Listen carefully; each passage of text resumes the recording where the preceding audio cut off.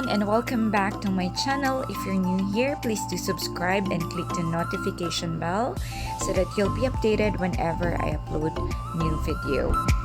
And I am so grateful with your unconditional support with this channel, and right now I am excited to announce with you that I just recently started my small business with balloons decoration or event styling. Ay patuloy niyong suportahan ang aking channel. Maraming salamat po sa lahat.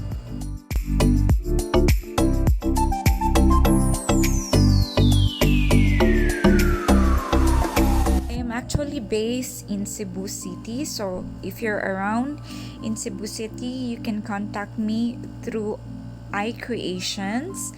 Just message me, guys, and I will definitely and be happy to entertain all your questions.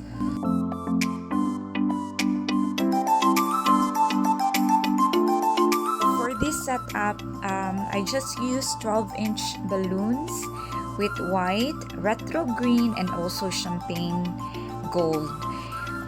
I've also used a 36 inches of a white balloon, 12 inches confetti balloon.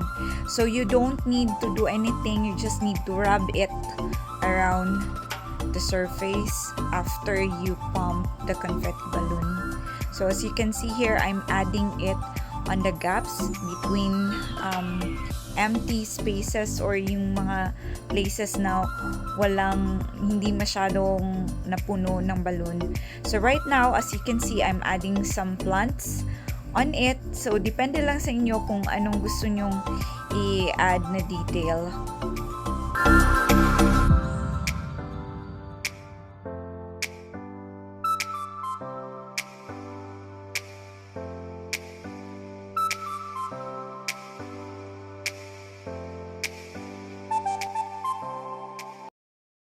So there you have it, guys. I think this turns out to be very beautiful setup.